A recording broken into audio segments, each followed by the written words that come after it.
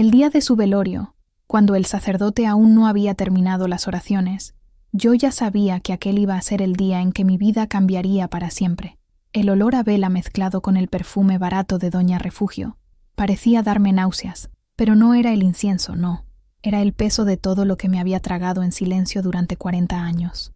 Y en el último segundo, justo cuando todo el mundo esperaba lo de siempre, que sus hijos lo heredaran todo, como manda la tradición, fue allí, frente al ataúd, que ella protagonizó el mayor vuelco de mi vida. ¿Alguna vez has sentido rabia y alivio en la misma respiración? Pues eso fue lo que sentí cuando el notario comenzó a leer el testamento.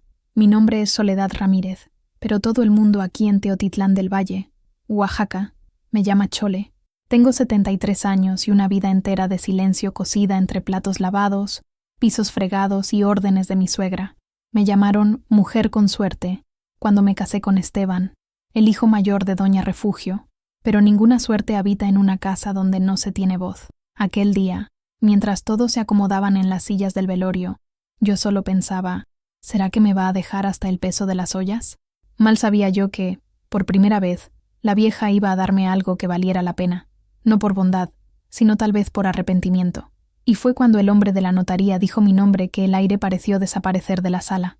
Yo, Chole, la mujer a la que ella llamaba sirvienta con alianza, iba a heredar su casa. Fue así como comenzó el capítulo más extraño de mi vida, el día en que, en el velorio de mi suegra, finalmente recuperé mi voz. El aire en la sala era denso, pesado con el olor dulzón de los crisantemos y el silencio respetuoso que solo la muerte impone. Yo estaba sentada en una silla de madera oscura, apoyada en la pared, tratando de hacerme lo más pequeña posible. Mis cuñados, Javier y Mateo, los hijos doctores de Doña Refugio, cuchicheaban cerca del ataúd pulido, ajustándose las corbatas negras y lanzando miradas impacientes al notario, un hombrecillo de gafas gruesas que parecía encogido bajo el peso de la ocasión. Querían que aquello terminara pronto. Su dolor era una formalidad, su codicia, una urgencia. Antes de contarles cómo llegué a este momento, a este punto de inflexión que ni en mis sueños más audaces podría haber imaginado, quiero hacerles una pequeña invitación. Si las historias de vidas que parecen pequeñas, pero que cargan con el peso del mundo, le tocan el corazón, considere suscribirse a nuestro canal. Así, no se perderá ningún detalle de cómo un largo silencio puede, al final, resonar como la más alta declaración de todas. Ahora, volvamos a aquella sala, donde el destino de 40 años de mi vida estaba a punto de ser sellado. El notario, el señor Morales, carraspeó, y el sonido pareció una grieta en el cristal del silencio. Abrió una carpeta de cuero y sacó un documento con un sello de cera roja. Como lo solicitó la difunta, Doña Refugio Vargas de Castillo, procederé a la lectura de su último testamento y voluntades. Javier, el mayor, se acomodó en la silla, con una sonrisa de satisfacción mal contenida en los labios.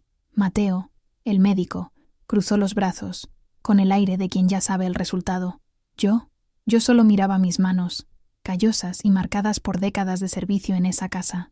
Manos que habían fregado el suelo que ellos pisaban, cocinado la comida que ellos comían y lavado la ropa que ellos ensuciaban. No esperaba nada, ni siquiera un gracias póstumo.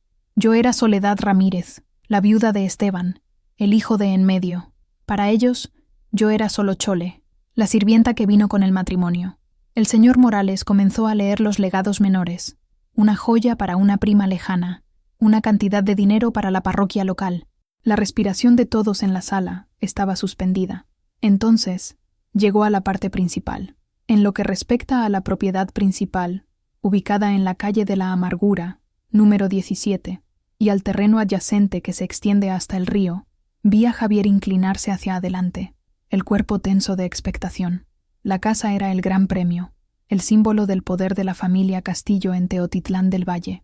Dejo en su totalidad a mi nuera, Soledad Ramírez Bedea, de Castillo. El mundo se detuvo. El zumbido en mis oídos fue lo único que escuché por un instante. Levanté la cabeza lentamente, mis ojos encontrándose con los de Javier. La incredulidad en su rostro rápidamente se transformó en una máscara de furia contenida.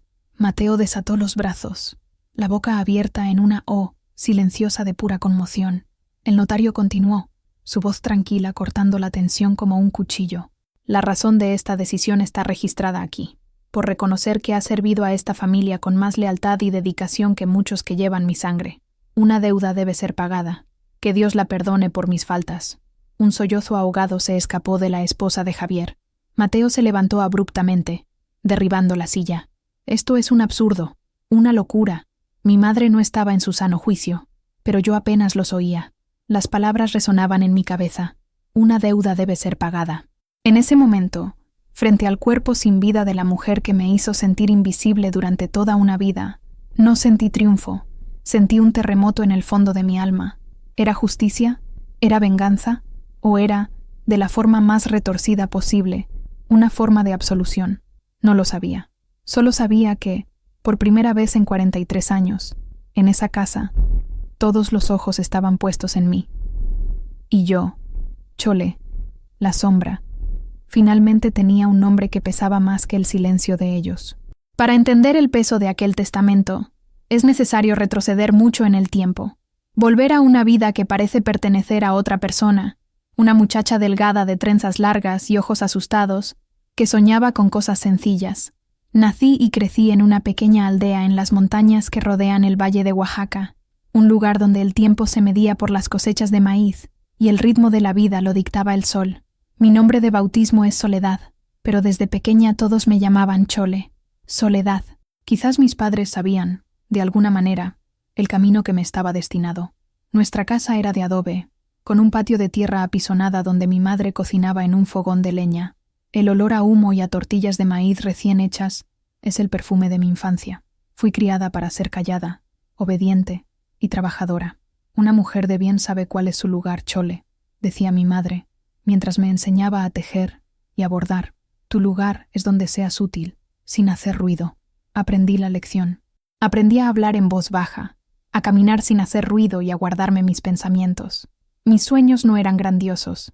No soñaba con riquezas o grandes ciudades. Soñaba con tener mi propia casa, un jardín con bugambillas moradas y malvarrosas, y un marido que me mirara con cariño, un hombre que viera más allá de mis manos ásperas por el trabajo y mi vestido sencillo de algodón.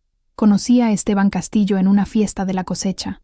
Había venido de Teotitlán con su familia para comprar textiles. Él era diferente a los muchachos de mi aldea. Era más alto, usaba zapatos de cuero en lugar de huaraches, y tenía una sonrisa tímida que me pareció la cosa más bonita del mundo. No era hablador, pero sus ojos decían mucho. Me siguieron durante toda la tarde, con una curiosidad gentil que me hizo sonrojar. Cuando finalmente reunió el valor para hablarme, su voz era suave. Me preguntó sobre los diseños en los textiles que yo estaba vendiendo. Hablamos de los colores, de la cochinilla que usábamos para el rojo y el añil para el azul. En ese momento, no me vio como una campesina ignorante. Me vio como una artista, y me enamoré. El noviazgo fue breve y a distancia. Venía a visitarme los domingos, siempre acompañado de su madre, Doña Refugio. Desde el primer encuentro, sentí el peso de su mirada sobre mí. Era una mirada que medía, que juzgaba. Era una mujer imponente, de espalda recta, cabello negro recogido en un moño apretado, y un rostro que rara vez sonreía. Hablaba poco conmigo, dirigiéndose principalmente a mis padres, discutiendo dotes y arreglos como si yo fuera un mueble que se iba a adquirir. Mi Esteban es un buen muchacho, de familia respetada, les dijo a mis padres en una de esas visitas. Necesita una esposa que sepa cuidar de una casa, y sobre todo, que sepa respetar a sus mayores. El mensaje era claro. El respeto iba dirigido a ella. Yo estaba tan ciega de amor por Esteban que ignoré las señales. Ignoré la forma en que él se encogía ligeramente cuando su madre hablaba. Ignoré el hecho de que nunca contradecía una sola palabra suya. Creía que su amor sería mi escudo. Creía que, una vez casados, construiríamos nuestro propio mundo, un lugar a donde la voz de ella no alcanzaría. ¡Qué tonta fui! Mal sabía yo que no solo me estaba casando con Esteban. Estaba siendo contratada, sin salario, para servir a la matriarca de la familia Castillo por el resto de mi vida. El día de mi boda fue el último día de mi libertad. La boda fue una ceremonia sencilla en la iglesia de mi aldea. Llevaba un vestido blanco que mi madre y yo cosimos a mano, bordado con pequeñas flores amarillas. Esteban estaba nervioso, pero su sonrisa, cuando me vio en el altar, parecía prometer toda una vida de felicidad. Por un breve momento, creí en esa promesa. La fiesta fue en el patio de nuestra casa. Había música, mole y mezcal. pero en medio de la alegría de mis parientes y amigos, sentía una sombra. Doña Refugio se sentó en una silla traída especialmente para ella, como una reina en su trono, observando todo con una mirada crítica. Apenas tocó la comida y rechazó el mezcal, diciendo que era demasiado rústico para su paladar. El viaje a mi nuevo hogar en Teotitlán del Valle fue silencioso. Iba en la parte trasera de una pequeña camioneta, sentada junto a Esteban, con mi pequeña maleta de pertenencias a los pies. Doña Refugio iba delante con el conductor. Su moño impecable ni se movía con los baches del camino de tierra. Miraba las montañas que quedaban atrás, sintiendo un nudo en la garganta. Era la primera vez que salía de mi aldea. La casa de los Castillo era la más grande de la calle. Tenía 2 pisos, paredes blancas y una pesada puerta de madera oscura. Un patio interior, embaldosado y frío, era el corazón de la casa, rodeado de arcos que llevaban a las habitaciones.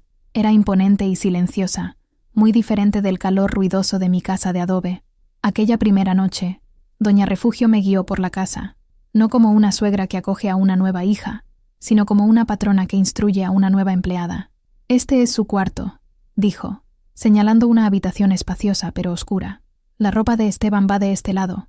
La tuya puedes ponerla en este baúl. No me gusta el desorden». Después, me llevó a la cocina. Era enorme, con ollas de cobre colgadas en la pared y un fogón de leña de ladrillos. El desayuno se sirve a las 6 en punto. A Esteban le gusta el café fuerte y sin azúcar. Yo tomo té de manzanilla. El almuerzo es a la 1, la cena a las 8. Te despiertas a las 5 para empezar a preparar todo. Las compras en el mercado se hacen los martes y viernes. Yo te daré la lista y el dinero. Miré a Esteban, esperando que dijera algo, que suavizara las órdenes de su madre, que me dijera que lo haríamos juntos. Pero él solo miraba al suelo, con las manos en los bolsillos, la sonrisa tímida reemplazada por una expresión de incomodidad. Era un extraño en su propia casa. ¿Entendido, Soledad? Su voz cortó mis pensamientos. Sí, señora, murmuré. No me llames señora. Soy Doña Refugio, y espero que aprendas rápido. No tengo paciencia para las mujeres lentas. Esa noche, acostada en la cama grande y fría junto a Esteban, no pude dormir. El silencio de la casa era opresivo. Oí los pasos de Doña Refugio en el pasillo, firmes y rítmicos, como los de un guardia patrullando una prisión. Esteban se giró hacia mí y susurró: «Ten paciencia con ella, Chole. Mamá es difícil, pero tiene un buen corazón». Él no sabía, y quizás nunca lo supo, que algunas personas esconden tan bien su buen corazón que éste nunca llega a ver la luz del día. Esa noche, lloré en silencio, con el rostro hundido en la almohada para que nadie me oyera. El olor a lavanda de las sábanas no podía disimular el olor a miedo que comenzaba a impregnar mi piel. El primer día como esposa de Esteban Castillo comenzó antes de que saliera el sol. A las 5, el gallo del vecino cantó y salté de la cama, con el corazón martilleando contra mis costillas. Me vestí en la oscuridad, con miedo de despertar a Esteban, y bajé a la cocina. El frío de la madrugada se colaba por las rendijas de las ventanas. Encendí el fogón de leña, mis manos temblando un poco mientras luchaba con la leña y el fuego. Mientras el agua para el café hervía, empecé a preparar la masa para las tortillas. Mis manos, acostumbradas al trabajo, sabían qué hacer, pero en ese ambiente extraño, todo parecía más difícil. La cocina era su dominio. Cada olla, cada cuchara, parecía observarme, juzgarme. A las 6 menos 5, oí sus pasos bajando la escalera. Doña Refugio entró en la cocina, ya vestida y peinada, el rostro una máscara de seriedad. No me dio los buenos días, simplemente caminó por la cocina, pasando el dedo por la encimera de madera. «Polvo», constató, con voz neutra. «La limpieza es la primera tarea del día, incluso antes que el fuego». Sentí que la sangre me subía al rostro. «Disculpe, Doña Refugio, no lo sabía. Ahora lo sabes», respondió, sentándose a la mesa. «Mi té». Serví su té y el café de Esteban, que bajó poco después bostezando. Me dedicó una sonrisa rápida, un pequeño gesto de complicidad que me dio una pizca de esperanza. Pero la sonrisa desapareció tan pronto como se sentó a la mesa, bajo la mirada de su madre. El desayuno transcurrió en silencio, un silencio pesado, roto solo por el sonido de los cubiertos en los platos. Después de que terminaron, mi trabajo comenzó de verdad. Lavar los platos, limpiar la cocina, barrer el patio. Doña Refugio me seguía, señalando cada fallo. «No es así como se barre, muchacha. Solo estás esparciendo el polvo. Usa un trapo húmedo. Esa olla no está bien restregada. Mira, todavía tiene una mancha». Alrededor de las 10, Me llamó a la sala. Ven, voy a enseñarte a cuidar la casa. Me mostró cómo lustrar los muebles de madera oscura con cera de abeja, cómo limpiar las figuritas de porcelana sin romperlas, cómo doblar las toallas de lino de la manera correcta. Era una lección de humillación. Cada instrucción era una crítica velada a mi crianza, a mi origen. En tu casa, quizás lo hagan de cualquier manera. Aquí, en la casa de los Castillo, tenemos estándares. El almuerzo fue una repetición del desayuno. Comida, silencio y juicio. Yo comía en la cocina, después de que ellos terminaran. Las sobras, si las había, era una regla no dicha, pero clara. Yo no era familia, yo era la sirvienta. Por la tarde, la tarea era lavar la ropa. Había un gran lavadero de piedra al fondo del patio. Fregaba la ropa en una tabla de lavar, mis manos enrojecidas y doloridas por el agua fría. Las sábanas de lino de Doña Refugio eran lo peor, pesadas y difíciles de escurrir. Mientras trabajaba, oía su voz desde la sala, conversando con alguna vecina que había venido de visita. No entendía todas las palabras, pero oía mi nombre. La muchacha de la sierra. Todavía tiene mucho que aprender, pero es esforzada, debo admitirlo. Esteban tiene un corazón demasiado bueno. Esa tarde, mientras colgaba las sábanas blancas en el tendedero, con el sol fuerte de Oaxaca secando mis lágrimas antes de que pudieran caer, entendí la verdad. No era la esposa de su hijo, era su proyecto, su prueba viviente de que podía tomar a una salvaje y transformarla en una criada decente. Mi valor no estaba en mi corazón o en mi personalidad, estaba en mi capacidad de obedecer y de anularme. Y Esteban, mi marido, el hombre que prometió amarme, era solo un espectador silencioso en esa transformación. Los días se convirtieron en semanas, y las semanas en meses. Mi vida se estableció en una rutina monótona y agotadora, un ciclo de tareas que comenzaba antes del amanecer y solo terminaba cuando la casa estaba en silencio y en la oscuridad. Aprendí a moverme por la casa como un fantasma, a anticipar las necesidades de Doña Refugio antes de que las expresara, a sentir su desaprobación solo por la forma en que respiraba. Esteban y yo teníamos poco tiempo a solas. Él trabajaba en el almacén de la familia durante el día, y por la noche se sentaba en la sala con su madre, escuchándola hablar de los negocios, los chismes del pueblo, los fracasos de los vecinos. Yo me quedaba en la cocina, terminando mis tareas, oyendo sus voces a lo lejos. A veces, él venía a la cocina, tomaba un vaso de agua y me daba un beso rápido en la mejilla, susurrando, ¿todo bien, Chole? Yo solo asentía, incapaz de expresar con palabras la magnitud de mi descontento. ¿Qué podía decir? ¿Que su madre me asfixiaba? ¿Que me sentía prisionera? Él no lo entendería. O peor, lo entendería y no haría nada. La casa, que al principio me pareció grande e imponente, ahora parecía una jaula. Las paredes blancas eran frías. Los muebles oscuros parecían absorber la luz y la alegría. El patio interior, con sus plantas bien cuidadas por mí, pero elegidas por ella, era mi único refugio. Allí, mientras regaba los helechos y los geranios, podía fingir por unos minutos que ese era mi jardín. Una vez, encontré un pequeño brote de bugambilla morada creciendo cerca del muro del fondo. Era mi flor favorita. El color me recordaba el cielo del atardecer en mi aldea. Con cuidado, lo trasplanté a una maceta de barro y lo puse en un rincón soleado del patio. Lo regaba todos los días, hablando con la pequeña planta como si fuera una amiga. Era mi secreto. Una tarde, Doña Refugio me vio cuidando mi maceta. Se acercó, con los brazos cruzados y el rostro impasible. ¿Qué es eso? Es una bugambilla, Doña Refugio. Pensé que le daría un poco de color al patio. Miró la maceta con desdén. Color. Ya tenemos geranios. Esa planta es una trepadora. Ensucia mucho con las hojas. No la quiero aquí. Tírala. Mi corazón se hundió. Pero es solo una macetita. He dicho que la tires, Soledad. La casa ya tiene suficientes plantas. Las plantas que yo elegí. Esa noche, con el corazón roto, llevé mi pequeña maceta al cuartito del fondo, un almacén donde guardábamos herramientas viejas. La escondí allí, esperando que sobreviviera con la poca luz que entraba por una rendija de la puerta. Era un acto de rebeldía pequeño, patético, pero era todo lo que tenía. La pasividad de Esteban era lo que más me hería. Él veía el trato que yo recibía, escuchaba los comentarios cortantes, las órdenes disfrazadas de consejos, pero nunca intervino. Una noche, en la cama, reuní todo mi valor. Esteban, comencé, con la voz temblorosa. Tu madre no me quiere, suspiró. Un sonido cansado en la oscuridad de la habitación. No digas eso, Chole. Mamá es así con todo el mundo. Es su manera de ser. Solo quiere que todo sea perfecto. Pero yo no soy perfecta, Esteban. Y esta no es mi casa. No puedo tener ni una flor en una maceta. Permaneció en silencio por un largo rato. Luego, se giró hacia mí y me abrazó. Estoy aquí, ¿no? ¿No es suficiente? Te amo. Y esa era la pregunta que me atormentaría durante años. Su amor era suficiente para mantenerme allí, pero no era lo bastante fuerte para protegerme. Su amor era una jaula dorada, cómoda en algunos aspectos, pero una jaula al fin y al cabo. Y yo, la muchacha que soñaba con un jardín, estaba aprendiendo a vivir con un único brote escondido en la oscuridad. La noticia de mi primer embarazo trajo una bocanada de aire fresco a la atmósfera estancada de la casa. Por un breve periodo, las cosas cambiaron. Esteban estaba radiante.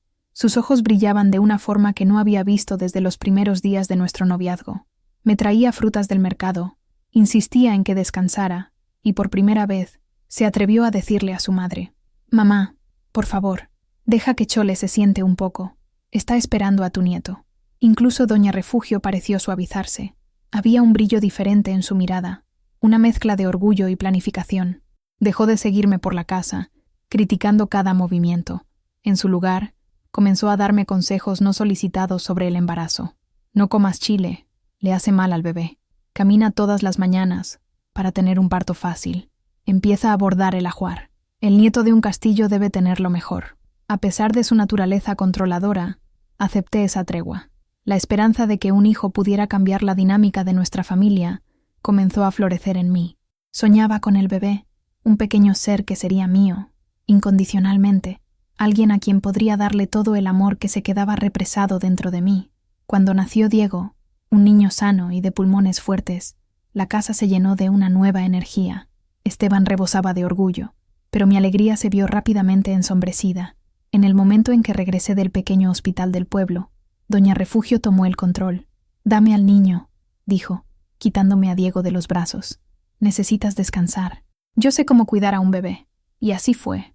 Ella decidía la hora del baño, el tipo de ropa que debía usar, la posición en la que debía dormir. Cuando intentaba amamantarlo, se quedaba a mi lado, observando. «No tienes suficiente leche. Todavía tiene hambre. Vamos a tener que darle un complemento». Compró una lata de leche en polvo, algo caro y raro en esa época, y comenzó a alimentar a Diego con biberón. «Es más moderno y más seguro. Así sabemos exactamente cuánto está comiendo», declaró. Me sentí inútil, un fracaso como madre. Mi instinto me decía que mi leche era suficiente, que el llanto de mi hijo era normal, pero yo era joven, inexperta, y estaba completamente intimidada por ella. Esteban, viendo lo mucho que su madre estaba ayudando, no se daba cuenta de lo que estaba sucediendo. «Mira, Chole, qué suerte la nuestra. Mamá tiene tanta experiencia». Diego creció bajo el ala de su abuela. Ella lo llamaba mi reyecito y lo mimaba con dulces y regalos. Él aprendió a correr hacia ella cuando se caía, no hacia mí. Su primera palabra no fue mamá, fue abue. Mi corazón se rompía un poco cada día. Yo era su cuidadora, cambiaba sus pañales, lo bañaba, lavaba su ropa. Pero doña Refugio era su figura de autoridad y afecto. Creó una barrera invisible entre mi hijo y yo. Si lo regañaba por una travesura, ella lo defendía. «No seas tan dura con él, Soledad. Es solo un niño». Si intentaba enseñarle algo, ella interfería. «Deja que yo le explique. Tú no tienes la paciencia necesaria». Veía a mi hijo transformarse en una versión en miniatura de los hombres de la familia Castillo. Un poco arrogante, acostumbrado a tener todo lo que quería, y con una sutil, pero perceptible, falta de respeto hacia mí. Me amaba, lo sé, de la manera en que un niño ama a la persona que le sirve la comida, pero la admiración, el respeto profundo, lo guardaba para su abuela. La llegada de Diego, que esperaba que me liberara, solo apretó las cadenas. Ahora, no solo la servía a ella y a Esteban, estaba criando un hijo para ella, y con cada sonrisa que Diego le daba a su abuela, cada vez que elegía su regazo en lugar del mío, sentía que se desvanecía un pedazo de mi identidad como madre y como mujer. Vivir bajo el techo de doña Refugio era como caminar en un campo minado. Nunca sabía qué podría desencadenar una explosión de desaprobación silenciosa, una mirada cortante o una crítica velada. Pequeños actos que en cualquier otro hogar serían normales, En la casa de los Castillos se veían como desafíos a la autoridad de la matriarca. Hubo una vez, cuando Diego tenía unos 4 años, que decidí hacer un pastel. No era el cumpleaños de nadie. No había ninguna ocasión especial. Simplemente sentí un deseo inmenso de hacer algo que me recordara a mi hogar, el olor a azúcar y canela horneándose. Recordé una receta sencilla de pastel de harina de maíz que hacía mi madre. Pasé la tarde en la cocina, sintiendo una alegría que hacía mucho no experimentaba. Diego, curioso, se sentó en un banquito, observándome romper los huevos y mezclar la harina. Le di una pequeña cuchara de masa para probar, y su sonrisa iluminó mi día. Por unas horas la cocina pareció ser mía. Cuando el pastel estuvo listo, dorado y fragante, lo puse en la mesa para que se enfriara. En ese momento, entró doña Refugio. Se detuvo, con la mirada fija en el pastel. «¿Qué es esto?», preguntó, con voz inexpresiva. «Es un pastel de harina de maíz, doña Refugio. Pensé en hacer un detalle para el café de la tarde». Se acercó, examinó el pastel como si fuera la evidencia de un crimen. «¿Harina de maíz? Nosotros no comemos pastel de harina de maíz. Es comida de pobres. ¿Y gastaste huevos y azúcar en esto? ¿Sin mi permiso?». La alegría que sentía se deshizo como el humo. «Yo no pensé que necesitara permiso para hacer un pastel. En esta casa, Soledad, nada se hace sin mi conocimiento.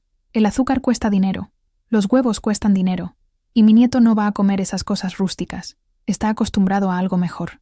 Se giró hacia Diego, que miraba la escena con los ojos muy abiertos. «Ven, mi niño.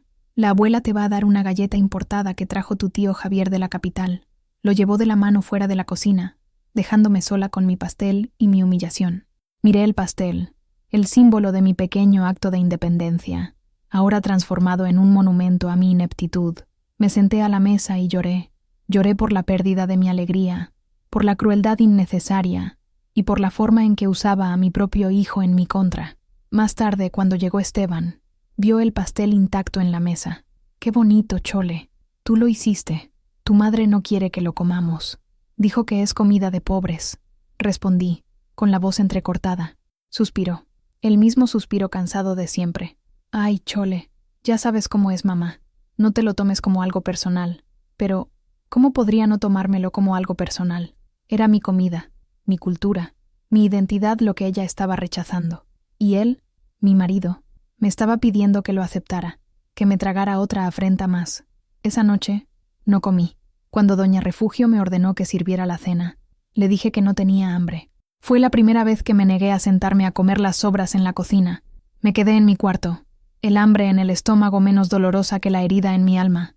Al día siguiente, el pastel había desaparecido. Lo había tirado a la basura. El mensaje era claro. Cualquier parte de mí que no encajara en su molde sería descartada. A partir de ese día, dejé de intentarlo. Dejé de intentar traer un poco de mí a esa casa. Acepté que, para sobrevivir, necesitaba ser exactamente lo que ella quería. Una presencia funcional, eficiente y, sobre todo, invisible.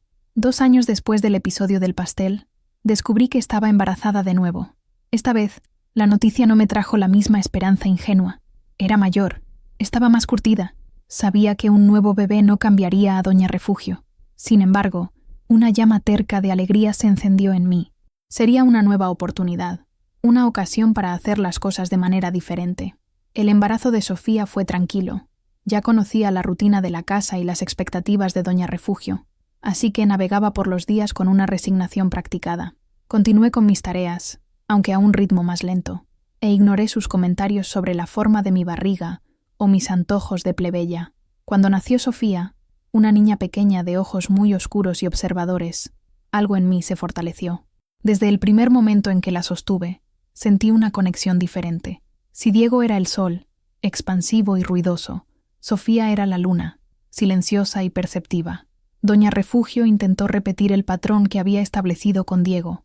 Intentó tomar el control, dictar las reglas, posicionarse como la figura central en la vida de su nieta. Pero esta vez, yo estaba preparada. «Necesita un complemento. Esa leche tuya es débil», dijo, pocos días después del parto. «No, doña Refugio. Mi leche es fuerte». «La doctora dijo que está ganando peso muy bien», respondí, con voz firme pero respetuosa. Me miró, sorprendida por mi resistencia, pero no desvié la mirada. Continué amamantando a mi hija, protegiendo ese momento como una leona protege a su cría. Sofía, por su propia naturaleza, también contribuyó a este cambio. Era una bebé más apegada a mí. Lloraba cuando otras personas la tomaban en brazos y solo se calmaba con mi olor y el sonido de mi voz. Doña Refugio, acostumbrada a la adoración instantánea de Diego, no supo cómo manejar la reserva de Sofía. «Esta niña es arisca», decía, con un dejo de irritación. A medida que Sofía crecía, se convirtió en mi pequeña sombra. Mientras yo limpiaba la casa, ella se sentaba en un rincón con sus muñecas de trapo. Mientras yo cocinaba, me ayudaba, amasando un trozo de masa. Era una oyente silenciosa de mis canciones de cuna y de las historias que le susurraba sobre mi aldea en las montañas. Con ella podía ser yo misma, podía reír a carcajadas, contar historias tontas, mostrar un lado de mí que permanecía oculto para el resto de la familia. Sofía no veía a la sirvienta que su abuela y su hermano veían, ella veía a su madre. Esta cercanía entre nosotras no pasó desapercibida para Doña Refugio. Intentaba atraer a Sofía con dulces y juguetes, de la misma manera que hacía con Diego, pero Sofía era más cautelosa. Aceptaba los regalos, pero siempre volvía a mi lado. Esto creó una nueva fuente de tensión. Doña Refugio veía mi relación con Sofía como un desafío, un fallo en su control sobre la familia. «Estás malcriando demasiado a esa niña, Soledad. Va a crecer dependiente y sin modales», criticaba. Pero no me importaba. Por primera vez, tenía una aliada en esa casa, aunque fuera una aliada de 5 años, que apenas me llegaba a la cintura. Sofía me dio la fuerza para reclamar un pequeño pedazo de mi papel de madre. No rompió las cadenas, pero me dio una llave para un pequeño jardín secreto dentro de la prisión, un lugar donde mi amor podía crecer libre, lejos de los ojos críticos de mi suegra. Y ese pequeño jardín era suficiente para mantenerme en pie. Los años que siguieron estuvieron marcados por el crecimiento de mis hijos y la consolidación de los roles dentro de esa casa. La dinámica familiar era un espejo de las preferencias de Doña Refugio. Diego, el nieto mayor, el reyecito, seguía siendo su favorito. Invertía en él, pagaba clases particulares, compraba los mejores cuadernos y lo animaba a soñar con una vida lejos de Teotitlán, una vida como la de sus tíos. Javier y Mateo, los otros hijos de Doña Refugio, eran figuras importantes, aunque distantes, en nuestra vida. Javier era abogado en la Ciudad de México y Mateo, médico en Puebla. Visitaban un par de veces al año, en días festivos importantes, y la casa se transformaba. Doña Refugio se ponía radiante, preparando los mejores platillos, y la casa se llenaba de conversaciones sobre política, medicina e inversiones. En esas ocasiones, me volvía aún más invisible. Yo era la responsable de garantizar que todo saliera a la perfección. La casa impecable, la comida deliciosa y puntual. Servía la mesa, pero no me sentaba con ellos. Oía sus conversaciones desde la cocina, sintiéndome como una extranjera. Mis cuñados apenas me hablaban. Para ellos, yo era la esposa campesina del hermano menos ambicioso, una pieza funcional en el engranaje de la casa de su madre. Trataban a Diego con una atención especial, preguntándole por sus notas, animándolo a seguir sus pasos. «Tienes que estudiar mucho, muchacho, para convertirte en un hombre de éxito como tus tíos», decía Javier, alborotándole el pelo a su sobrino. Con Sofía, la interacción era diferente. La encontraban demasiado callada, tímida. Ella, a su vez, se retraía en su presencia, prefiriendo quedarse a mi lado en la cocina. Para ellos, Sofía era solo una niña, cuyo futuro probable sería casarse y cuidar una casa, al igual que su madre. Esta diferencia de trato afectaba a mis hijos de distintas maneras.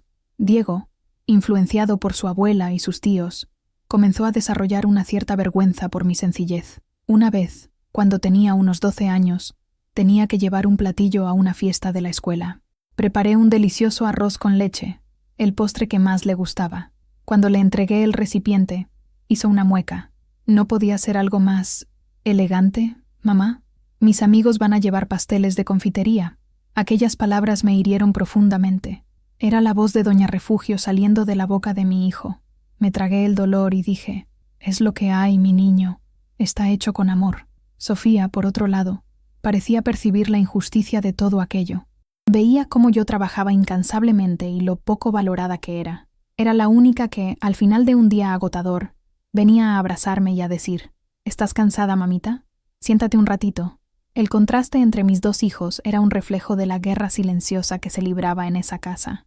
Diego era el legado de Doña Refugio, moldeado por sus ambiciones y prejuicios. Sofía era el mío, un pequeño pedazo de mi alma que florecía tercamente en suelo árido. Amaba a los dos con la misma intensidad, pero de maneras diferentes. Por Diego, sentía un amor preocupado, un miedo de que perdiera la bondad de su corazón a cambio del éxito que la familia esperaba de él. Por Sofía, sentía un amor protector, un deseo de darle la fuerza que yo misma tantas veces no tuve. Y en medio de todo eso, Esteban seguía siendo el mismo, un hombre bueno, un padre presente, pero un marido que había elegido, hacía mucho tiempo, no entrar en conflicto con su madre por mí. En medio de tantos años de silencio y sumisión, hubo momentos, raros y fugaces como estrellas fugaces, en que la fachada de resignación de Esteban se rompía.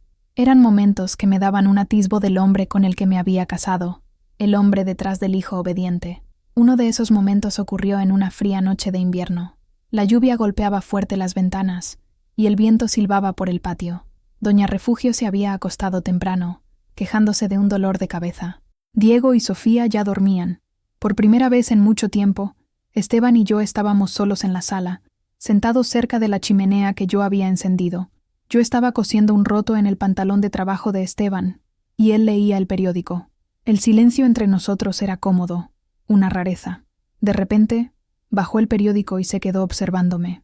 «¿Qué pasa?», pregunté, sin levantar los ojos de la costura. «Tus manos», dijo, en voz baja. «Siempre están trabajando». Dejé de coser y me miré las manos. Estaban ásperas, las uñas cortas, los nudillos un poco hinchados por el frío y el trabajo constante. Eran las manos de una trabajadora, no de una señora Castillo.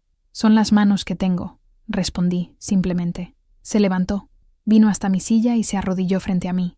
Tomó mis manos entre las suyas. Sus manos eran suaves en comparación con las mías. Las giró, trazando las líneas y los callos con el pulgar. «Perdóname, Chole», susurró, y cuando levantó los ojos hacia mí, estaban llorosos. Me quedé sin aliento. Esteban nunca pedía perdón, nunca admitía su pasividad. «¿Por qué?», pregunté, aunque lo sabía.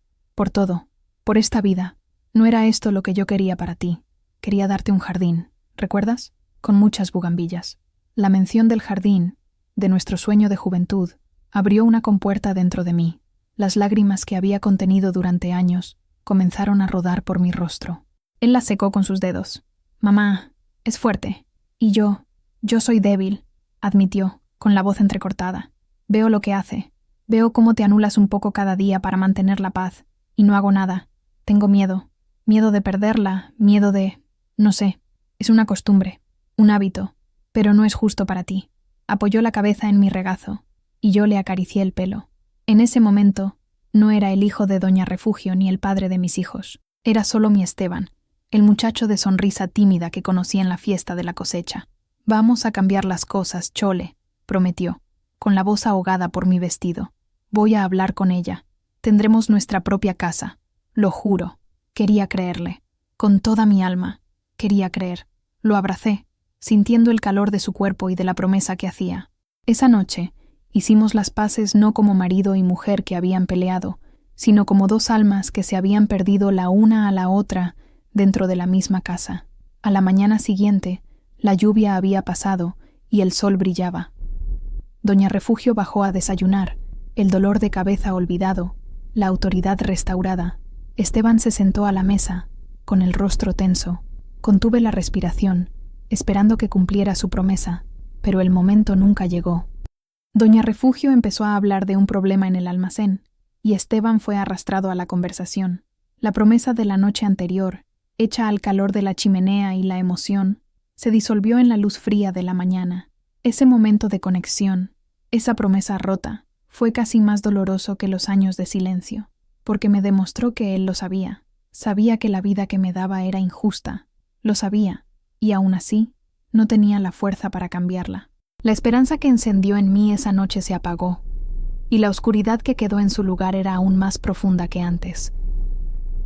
Mi única ventana al mundo exterior, mi único refugio fuera de las paredes de esa casa, era una mujer llamada Elena.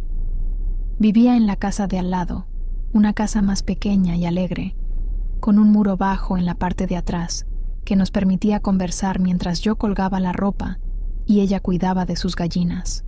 Elena era viuda, unos 10 años mayor que yo, y tenía una risa fuerte y contagiosa que parecía desafiar la seriedad de nuestra calle.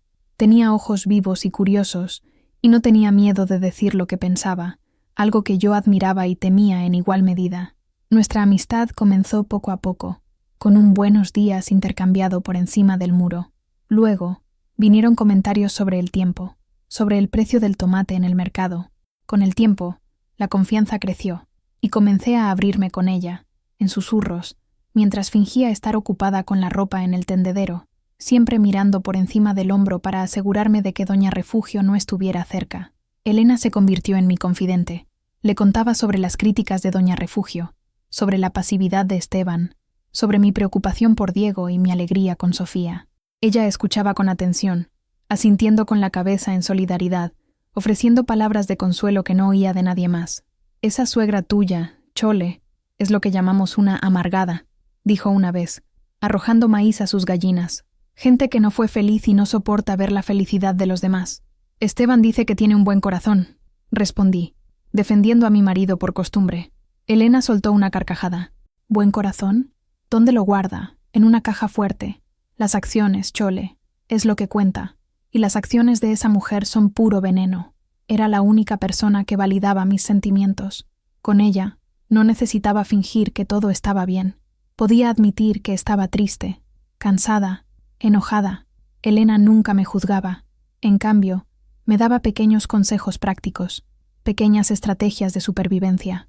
Cuando te critique, imagina que es un perro ladrando.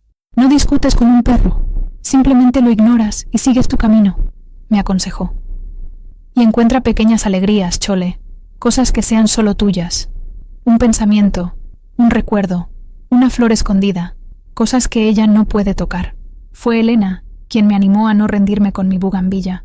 Le conté, avergonzada, cómo la escondí en el almacén.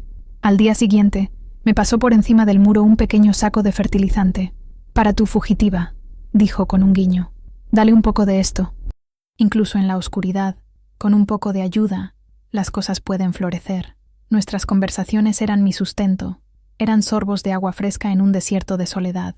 Elena me recordaba que existía un mundo ahí fuera, un mundo donde las mujeres reían a carcajadas, tomaban sus propias decisiones y plantaban las flores que quisieran en sus jardines.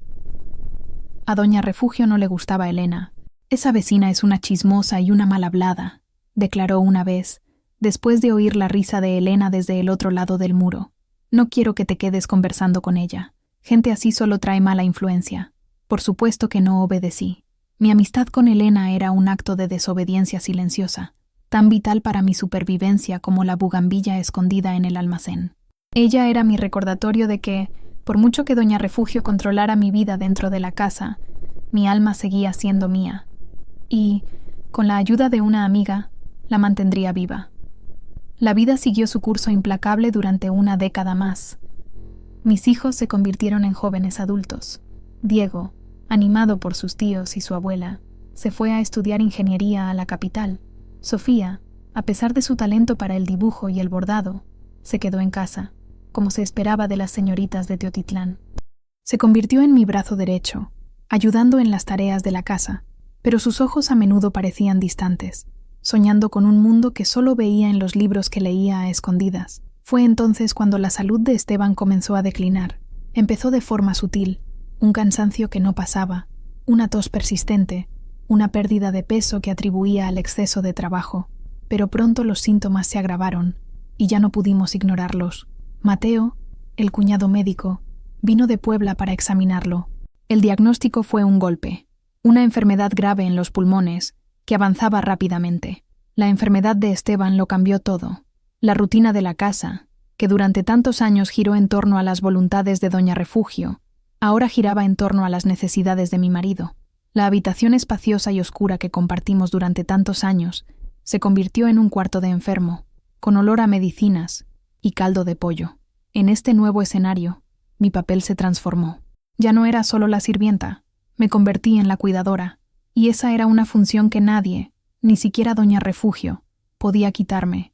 Era yo quien medía su fiebre, quien le daba las medicinas a la hora correcta, quien lo ayudaba a sentarse cuando la falta de aire lo asfixiaba.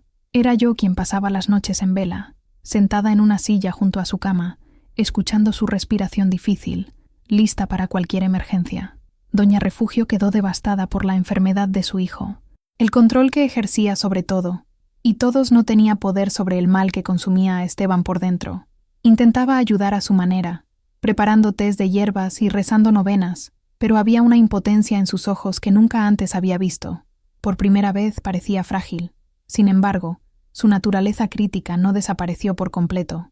Todavía encontraba motivos para corregirme. El caldo está demasiado salado, Soledad. Eso no le hace bien. No estás volteando la almohada con suficiente frecuencia. Pero sus críticas ya no me afectaban de la misma manera. Cuidar de Esteban me dio un nuevo sentido de propósito, una autoridad que provenía del conocimiento y la dedicación.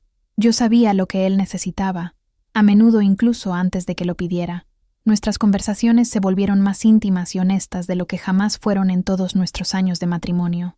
Una tarde, mientras lo ayudaba a beber un poco de agua, me tomó la mano. Sus dedos estaban delgados y fríos. «Eres una buena mujer, Chole», dijo, con la voz como un susurro ronco.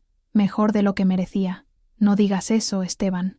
Guarda tus fuerzas», respondí, acomodando su almohada. «No», insistió. «Necesito decirlo. Debería haberte defendido. Debería haberte dado esa casa con el jardín. Fui un cobarde». Las lágrimas brotaron de las comisuras de sus ojos y se perdieron en las arrugas de su rostro. Se las sequé, con el corazón oprimido por una mezcla de amor y tristeza. Todo el resentimiento que había acumulado a lo largo de los años se disolvió en ese momento de confesión. No era un hombre malo. Era solo un hombre débil, quebrado por una madre dominante, y ahora estaba pagando el precio. En esos meses vi el amor que sentía por mí, un amor que había sido sofocado por años de miedo y costumbre. Y él vio en mí no a la sirvienta, no a la campesina, sino a su compañera, la única persona en la que podía confiar plenamente. La enfermedad de Esteban fue una tragedia, pero, de una manera extraña y dolorosa, nos unió, y por primera vez, Doña Refugio se vio obligada a observar, desde fuera, una relación que no podía controlar. Veía la dependencia de su hijo en mí, la confianza en su mirada cuando me acercaba, y en su rostro vi algo nuevo, una expresión compleja de celos, rabia y, quizás, una pizca de respeto a regañadientes. Fue durante los largos días de la enfermedad de Esteban que un fragmento de memoria, enterrado hacía mucho tiempo, salió a la superficie. Fue un evento insignificante en su momento, pero que, en retrospectiva, arrojó una nueva luz sobre la mujer compleja y amarga que era Doña Refugio. La revelación no la disculpaba, pero ayudaba a explicar las raíces de su necesidad de control. Sucedió años antes, cuando Diego y Sofía aún eran pequeños. Doña Refugio tenía una amiga, una señora llamada Inés, que la visitaba de vez en cuando. Se sentaban en la sala, tomaban chocolate caliente y hablaban en voz baja. Yo generalmente no prestaba atención a sus conversaciones, pero esa tarde estaba limpiando el pasillo adyacente a la sala y oí mi nombre. Me detuve, oculta por la cortina, y escuché. «¿Y Soledad? ¿Ya se acostumbró a la vida de la ciudad?», preguntó Inés. Oí el sonido de una taza al posarse en el platillo. «Aprende despacio», respondió Doña Refugio. «Pero es trabajadora. No me puedo quejar de eso. Hay que ser dura con gente así, Inés. Si les das un dedo se toman el brazo entero». «Ay, Refugio, siempre ha sido así, desde niña, siempre necesitando tener todo bajo control», dijo Inés, con un tono de leve reproche. Hubo un largo silencio. Entonces, la voz de Doña Refugio sonó diferente, más baja, y con una vulnerabilidad que nunca había oído. «¿Y qué otra opción tuve? ¿No te acuerdas, Inés? ¿No te acuerdas de cómo era en nuestra casa después de que papá lo perdiera todo en el juego?» Me encogí detrás de la cortina, con el corazón latiendo con fuerza. Ella nunca hablaba de su pasado. «Me acuerdo», continuó Refugio, con la voz temblorosa. «Me acuerdo del hambre. Me acuerdo de mamá llorando por las noches. Me acuerdo de los cobradores golpeando nuestra puerta, de la vergüenza. Me acuerdo de tener que dejar la escuela para trabajar de costurera, a los 14 años, con los dedos sangrando por las agujas. Lo juré, Inés. Le juré a Dios que nunca más en mi vida sería débil. Juré que nunca más dependería de la suerte o de la buena voluntad de un hombre. Juré que mis hijos tendrían todo lo que yo no tuve, aunque para eso tuviera que ser un general dentro de mi propia casa». Hizo una pausa, y pude oír que estaba llorando. un llanto contenido y seco. Cuando el padre de Esteban murió y me dejó con el almacén que administrar y 3 niños que criar, no tuve tiempo para lamentarme. Tuve que ser más fuerte que cualquier hombre. Tuve que controlar cada centavo, cada decisión, cada persona. El control, Inés, no es un lujo para mí. Es lo único que me separa del abismo. Respiró hondo. Así que, sí, soy dura con la esposa de Esteban, porque él es el más blando de mis hijos, el que tiene el corazón más parecido al de mi padre. Se casaría con la primera que le sonriera y le daría lo poco que tenemos. Necesito asegurarme de que ella entienda el valor de las cosas. Necesito asegurarme de que sepa que en esta familia nada es gratis. Todo se gana con sudor y sacrificio. En ese momento, oculta detrás de la cortina, no sentí lástima por ella, pero sentí un escalofrío de comprensión. Su crueldad no venía de la nada, venía del miedo. Un miedo profundo y antiguo de perderlo todo, de volver a ser la niña hambrienta y humillada. Su armadura de arrogancia y control estaba forjada en el fuego del trauma. Ella no me veía como una persona, me veía como una amenaza potencial, una variable que podría desestabilizar el mundo que había construido con tanto esfuerzo y sacrificio. Su trato hacia mí no era personal en el sentido de que me odiara, era impersonal. Era una estrategia de defensa, una forma de garantizar que la historia de su familia no se repitiera.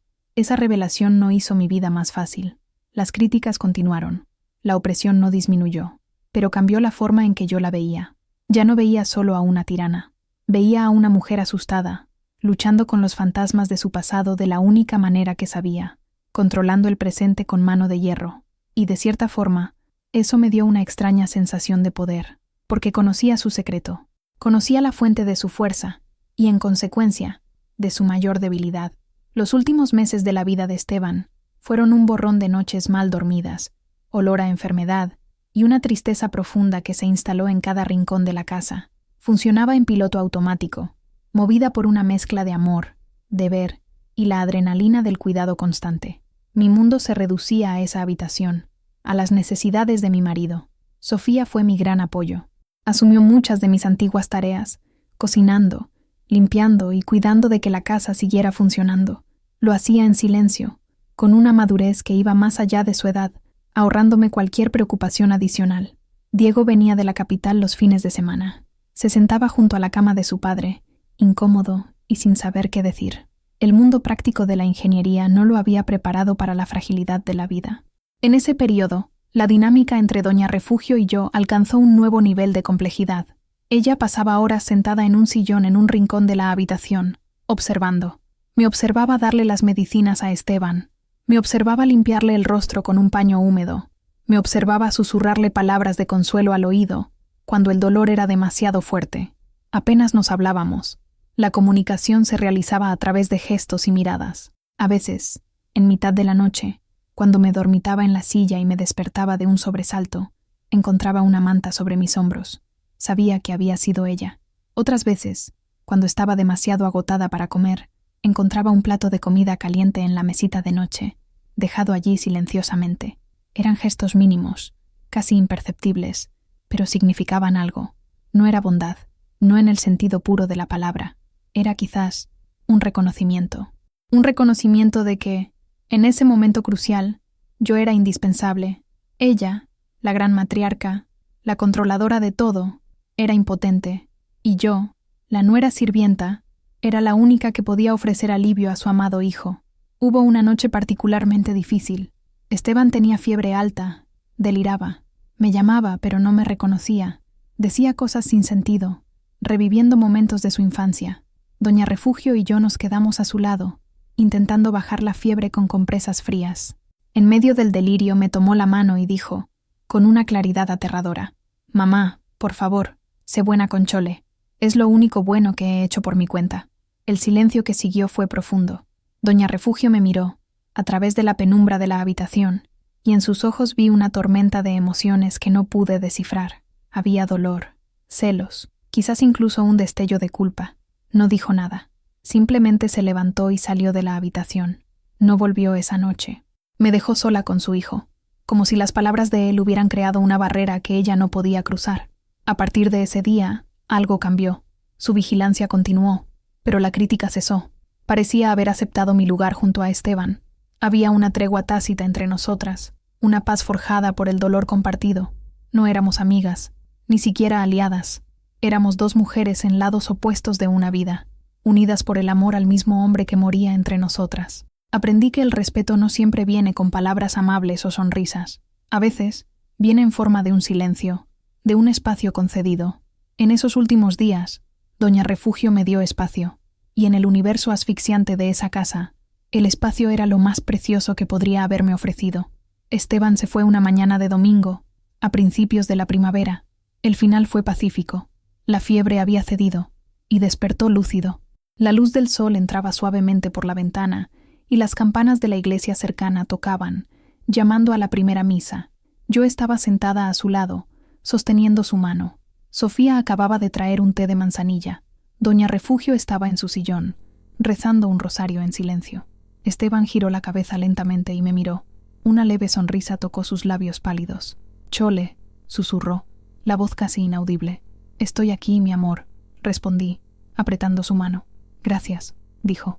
Y eso fue todo. Cerró los ojos. Su respiración se volvió más suave, más lenta, hasta que se detuvo por completo.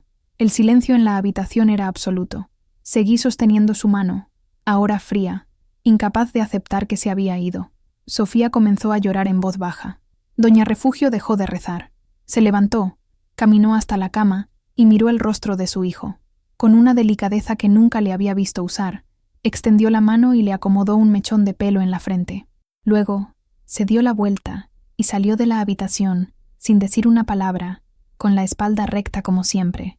La noticia de la muerte de Esteban se extendió rápidamente. La casa, que había estado silenciosa durante tanto tiempo, de repente se llenó de gente.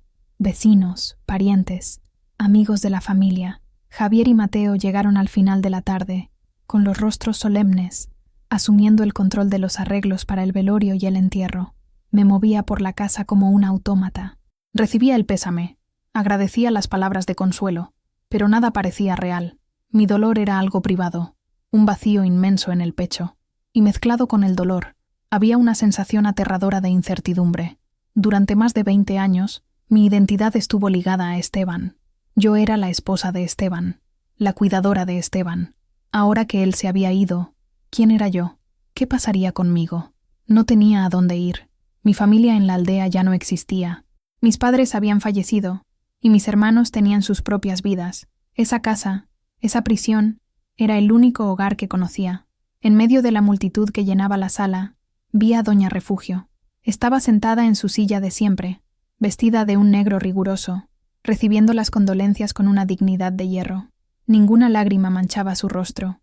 Era la imagen de la matriarca enlutada, fuerte e inquebrantable. Nuestras miradas se cruzaron por un instante. La suya era fría, impenetrable. La tregua que existió durante la enfermedad de Esteban había terminado con su último aliento. Ahora, yo era solo la viuda de su hijo, un problema a resolver, un elemento suelto en la casa que ella pronto se encargaría de poner en su debido lugar. Esa noche, después de que todos se fueron, la casa quedó terriblemente silenciosa. Sofía vino a mi cuarto y durmió conmigo, como si quisiera protegerme. Diego, que parecía perdido, caminaba de un lado a otro. Me quedé despierta toda la noche, mirando el techo, el espacio vacío a mi lado en la cama gritando la ausencia de Esteban. La tristeza era abrumadora, pero el miedo era aún mayor. El miedo al futuro, el miedo a lo que doña Refugio haría a continuación. Había perdido a mi marido, mi protector débil, pero mi protector al fin y al cabo, y ahora estaba completamente sola, a su merced. El funeral fue al día siguiente. Una larga procesión siguió el ataúd hasta el cementerio del pueblo. Caminé junto a mis hijos, con el rostro cubierto por un velo negro, sintiendo las miradas curiosas de los habitantes de Teotitlán.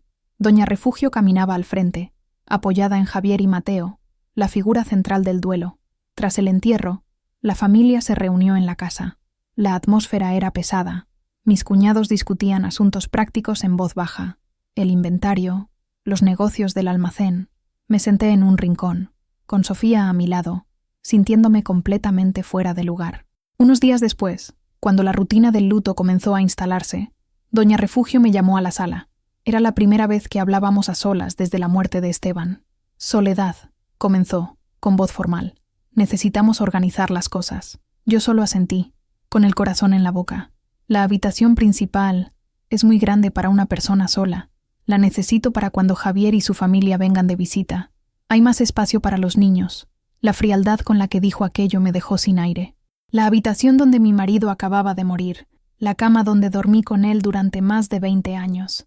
He arreglado el cuartito del fondo para ti, continuó, sin darme tiempo a reaccionar. Ese que usamos como almacén.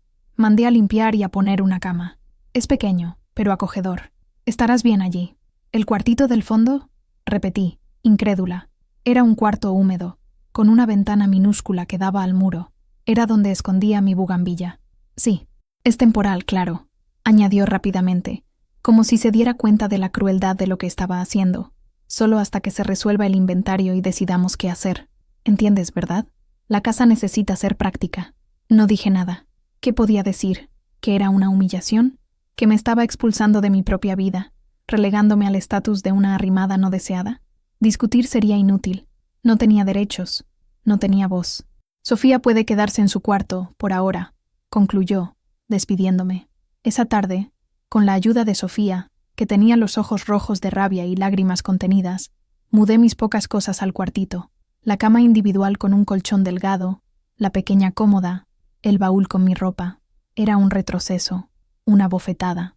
Después de años como la señora, aunque sin poder, de esa casa, estaba siendo oficialmente degradada a una posición incluso inferior a la de una empleada. Mi maceta de bugambilla todavía estaba allí, en un rincón. La planta había sobrevivido, terca, con largas ramas pálidas en busca de luz. Era un reflejo de mí misma. La puerta del cuartito no tenía llave. Me sentía expuesta, vulnerable. El por poco tiempo de Doña Refugio sonaba como una sentencia. Sabía que, tan pronto como se finalizara el inventario, y la casa pasara oficialmente a nombre de ella y sus hijos, mi tiempo allí estaría contado. La muerte de Esteban no me liberó. Me aprisionó aún más. Sin él, ya no tenía ningún propósito en esa casa, excepto el de ser una carga, y sabía que Doña Refugio no toleraba las cargas por mucho tiempo. La cuenta atrás para mi expulsión había comenzado. Los meses que siguieron fueron los más sombríos de mi vida. La promesa de Doña Refugio de que mi estancia en el cuartito del fondo era temporal se extendió indefinidamente. El inventario se alargaba, una excusa conveniente para mantener todo como estaba. Mi rutina en la casa cambió drásticamente. Todavía me despertaba temprano y hacía mis tareas, pero ahora eran las tareas de una huésped sin dinero. Doña Refugio contrató a una muchacha de la aldea para ayudar con la limpieza pesada y la cocina, dejando claro que mis servicios ya no eran necesarios de la misma forma. Me sentía un fantasma en mi propia casa, deambulando por las habitaciones donde antes reinaba, aunque fuera bajo un régimen de tiranía. El dinero se convirtió en una preocupación constante. Esteban no había dejado ahorros. Todo lo que la familia tenía estaba a nombre de Doña Refugio. Mis cuñados, durante una de sus visitas, dejaron claro que no debía esperar ninguna pensión. Esteban no tenía nada a su nombre, Soledad. Todo pertenece a nuestra madre, dijo Javier, con una frialdad calculada. La humillación de tener que pedirle dinero a Doña Refugio para comprar artículos básicos era insoportable. Me daba una pequeña cantidad cada semana, suficiente para mantenerme, pero no lo bastante para que pudiera soñar con salir de allí. Era una forma de control, de mantenerme atrapada y dependiente. Fue entonces cuando decidí hacer algo que nunca imaginé que necesitaría hacer. Empecé a lavar ropa ajena. Hablé con Elena, mi vecina, que discretamente corrió la voz entre algunas conocidas. Pronto, tuve algunas clientas. Todas las tardes, iba al lavadero de piedra al fondo del patio, el mismo lavadero donde lavé la ropa de los Castillo durante décadas, y lavaba la ropa de otras familias. Doña Refugio fingía no ver, pero yo sabía que lo sabía. Era otra humillación que me imponía. La nuera de un Castillo, la viuda de su hijo, lavando la ropa sucia de otros en su propio patio. Sofía me ayudaba siempre que podía, sus manos jóvenes y delicadas enrojecidas por el agua fría. No deberíamos hacer esto, mamá. Es una vergüenza, decía, con rabia. Vergüenza es robar o pedir limosna, mi hija. Trabajar nunca es una vergüenza, respondía yo, aunque mi corazón dolía con cada prenda que frotaba. Diego, cuando venía de visita y me veía en esa faena, desviaba la mirada. Estaba terminando la universidad, lleno de planes para el futuro, y la imagen de su madre lavando ropa ajena no encajaba en la vida que él quería construir. Me daba un poco de dinero a escondidas, pero era un gesto de lástima, no de solidaridad. Estaba avergonzado de mí, y ese era el dolor más profundo de todos. Mis hijos, que deberían ser mi apoyo, estaban distantes, cada uno lidiando con la situación a su manera. Sofía, con una rabia impotente. Diego, con una vergüenza que lo alejaba. Estaba verdaderamente sola. Mi única compañía constante era mi bugambilla. La saqué del rincón oscuro y la puse en la pequeña ventana de mi cuarto. Con la luz del sol, comenzó a transformarse.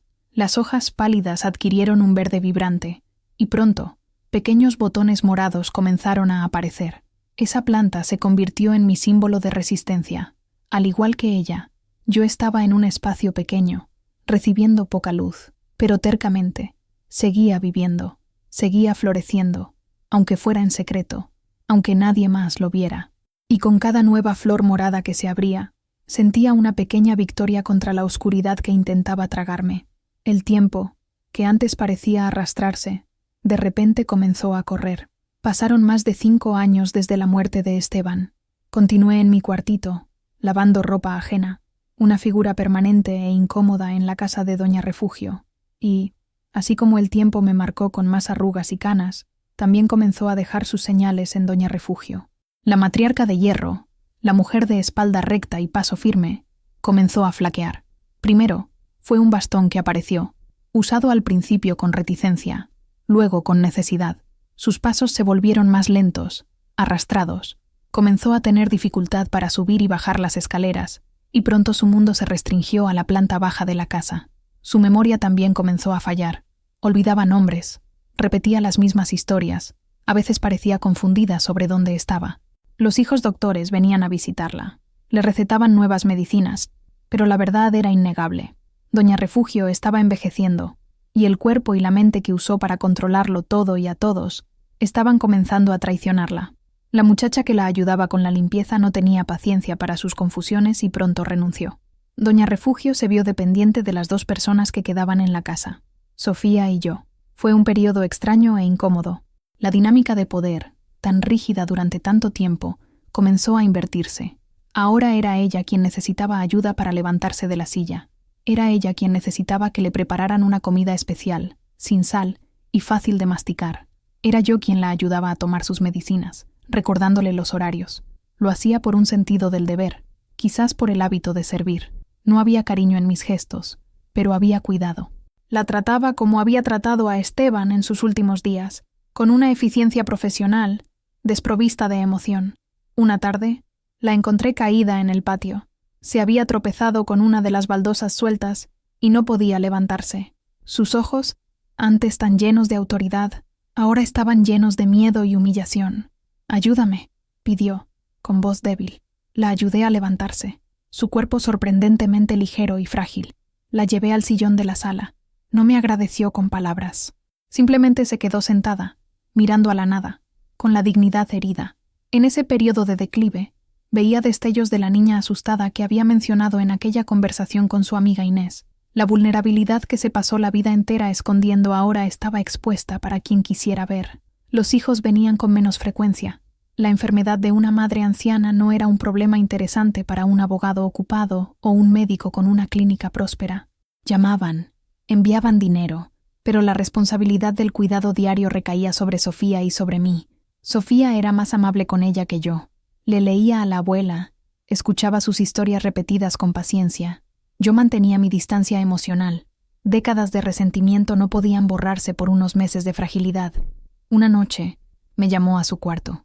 Estaba sentada en la cama, pareciendo pequeña y perdida en medio de las sábanas de lino. «Soledad», dijo, con voz vacilante, «cierra la ventana». «Siento frío». Fui a la ventana y la cerré. Cuando me di la vuelta, me estaba observando con una intensidad que me incomodó. «Eres una mujer fuerte», dijo de repente. Me sorprendí. Era la primera vez que me elogiaba en toda mi vida. No supe qué responder. «Más fuerte de lo que pensaba», añadió, casi para sí misma. Luego, se dio la vuelta y se acostó, terminando la conversación. Salí de la habitación confundida. No sabía si aquello era un elogio, una constatación o algún tipo de prueba, pero sus palabras quedaron resonando en mi cabeza. Eres una mujer fuerte. Quizás después de tantos años, finalmente estaba comenzando a verme, no como la sirvienta, no como la amenaza, sino como la mujer que, a pesar de todo, había permanecido. El elogio inesperado de doña Refugio fue el inicio de una serie de pequeños cambios, casi imperceptibles, en su comportamiento hacia mí. Era como si la caída en el patio y la creciente dependencia hubieran roto algo dentro de ella, una cáscara dura que la había protegido toda su vida. Comenzó a hacerme preguntas sencillas, que nunca había hecho en más de 30 años. ¿Cómo estuvo el mercado hoy, Soledad? ¿Está caro el tomate? ¿O las gallinas de la vecina están poniendo huevos? Eran preguntas triviales, pero el hecho de que las hiciera, de que demostrara un mínimo de interés en mi vida fuera de mis tareas, era monumental. Yo respondía de forma corta y directa, todavía desconfiada. No podía bajar la guardia. Años de condicionamiento me enseñaron que cualquier apertura podría ser usada en mi contra. Una mañana estaba en mi cuartito, cuidando mi bugambilla, que ahora estaba exuberante, con racimos de flores moradas cayendo por la ventana. Oí un ligero golpe en la puerta. Era ella, apoyada en su bastón. «Tu planta está bonita», dijo, mirando las flores. Me quedé sin palabras. La misma planta que me había ordenado tirar años atrás. «Gracias, doña Refugio», murmuré. Se quedó allí, en silencio, por un momento. «El morado era el color favorito de mi madre», dijo, y luego se dio la vuelta y se fue, dejándome atónita. Era confuso. Esos pequeños gestos, esas migajas de humanidad, me desequilibraban. Era más fácil lidiar con la tirana de siempre que con esta versión frágil e impredecible de ella. No sabía cómo reaccionar. Una parte de mí quería creer que estaba cambiando, que se estaba arrepintiendo, pero otra parte, la parte curtida y herida, me decía que era solo la senilidad, o peor, algún tipo de juego. Una tarde, me pidió que me sentara con ella en la sala. Mis ojos están cansados. Léeme el periódico, Soledad. Dudosa, tomé el periódico y comencé a leer las noticias del día, con la voz un poco temblorosa. Ella escuchaba con los ojos cerrados. Cuando terminé, no dijo nada, solo suspiró. «El mundo sigue girando, ¿no es así?», dijo, melancólica. «No importa quién se quede atrás». En esos momentos, veía no a mi suegra, sino a una mujer anciana enfrentando su propia mortalidad. La soledad que la rodeaba era palpable. Sus hijos estaban lejos, sus amigos ya habían muerto, y la única compañía constante que tenía éramos Sofía y yo, las dos personas a las que más había subyugado. La ironía de la situación no se me escapaba. Ella, que tanto valoraba el estatus y el éxito, que tanto se enorgullecía de sus hijos doctores, estaba siendo cuidada por la nuera campesina que tanto había despreciado. Esta nueva dinámica no borró el pasado. Las cicatrices seguían allí, pero introdujo un nuevo color en la paleta gris de nuestra relación. Era un color incierto, indefinible, una mezcla de resentimiento, deber y una extraña, reacia, compasión. Seguí lavando ropa ajena, seguí viviendo en mi cuartito, pero algo fundamental había cambiado. Ya no era solo la sirvienta, era la guardiana de su fragilidad, y en ese papel tenía un poder que ella nunca podría haber imaginado darme, el poder de elegir ser amable. Y la mayoría de los días, para mi propia sorpresa, esa era la elección que hacía. El declive de doña Refugio se aceleró. Pronto, el bastón ya no fue suficiente, y quedó confinada a una silla de ruedas, y finalmente a la cama, la habitación principal, la misma que fue mía y de Esteban, y de la que me había expulsado con tanta frialdad, se convirtió en su prisión final. Los papeles se invirtieron por completo. Ahora era yo quien entraba en esa habitación todas las mañanas para abrir las cortinas. Era yo quien le traía las comidas en una bandeja, quien la ayudaba a sentarse, quien cambiaba sus sábanas. La mujer que un día inspeccionó mi trabajo con un dedo en busca de polvo, ahora dependía de mis manos para todo. Cuidarla no era fácil. Había días en que su mente estaba clara, y la vergüenza de su dependencia la volvía irritable y exigente. «La sopa está fría, Soledad», se quejaba, con un eco de su antigua autoridad. En esos días, respiraba hondo y contaba hasta 10, recordándome a mí misma que aquello era el miedo hablando, no la maldad. Pero había otros días en que estaba confundida y frágil, en que me llamaba mamá y me pedía que le cantara una canción de cuna. En esos momentos, una emoción extraña me invadía. No era amor, ni perdón. Era una profunda y abrumadora tristeza por la vida que ella tuvo y por la vida que me impuso. Javier y Mateo Contrataron a una enfermera para que viniera unas horas al día, pero el cuidado principal, las largas noches y los fines de semana, quedaba con nosotras. Sofía era un ángel de paciencia. Le leía, le peinaba el cabello ahora fino y blanco. Yo me encargaba de la parte más difícil, la parte física del cuidado. Una noche, tuvo una pesadilla y se despertó gritando. Corrí a su cuarto. Estaba sentada en la cama, con los ojos desorbitados de terror. «Vienen», decía, agarrándome del brazo. «Los cobradores. Se lo van a llevar todo». Estaba reviviendo el trauma de su infancia. Me senté al borde de la cama y le tomé la mano. «Todo está bien, Refugio», le dije, usando su primer nombre por primera vez. «Nadie se va a llevar nada. Estás a salvo». Seguí hablándole en voz baja y tranquila, hasta que el pánico en sus ojos disminuyó y se acostó de nuevo. Se durmió sosteniendo mi mano. Me quedé allí por un largo tiempo, mirando su rostro arrugado, el rostro que durante tantos años fue la fuente de mi miedo y de mi miseria, y por primera vez sentí una punzada de compasión. Cuidar de su cuerpo frágil y de su mente confundida me obligó a verla de una nueva manera. Vi la vulnerabilidad detrás de la tiranía, la fragilidad detrás de la fuerza. Vi a la mujer que sacrificó su propia felicidad y la de los demás en nombre de una seguridad que al final no podía protegerla de la vejez, la enfermedad y la muerte. No nos hicimos amigas. El abismo de dolor y resentimiento entre nosotras era demasiado grande para ser traspasado, pero encontramos una especie de paz, una aceptación mutua forjada en la necesidad y en la rutina del cuidado. No la perdoné. El perdón parecía algo demasiado simple y fácil para la complejidad de lo que habíamos vivido. Pero, de alguna manera, al cuidarla en sus últimos días, comencé a liberarme. Al ser testigo de su impotencia, recuperé mi propia fuerza, y al ofrecerle dignidad en su debilidad, reclamé mi propia dignidad, la que ella intentó robarme durante tanto tiempo. Aproximadamente una semana antes de morir, doña Refugio tuvo un día de notable lucidez. La niebla que generalmente envolvía su mente se disipó, y sus ojos estaban claros y enfocados. Me pidió que llamara al notario, al señor Morales. Javier y Mateo fueron contactados y reaccionaron con alarma, pensando que el fin estaba cerca. Pero ella estaba tranquila, determinada. «No se preocupen, todavía no me voy a ninguna parte. Solo necesito resolver un asunto», dijo por teléfono. El señor Morales vino esa tarde.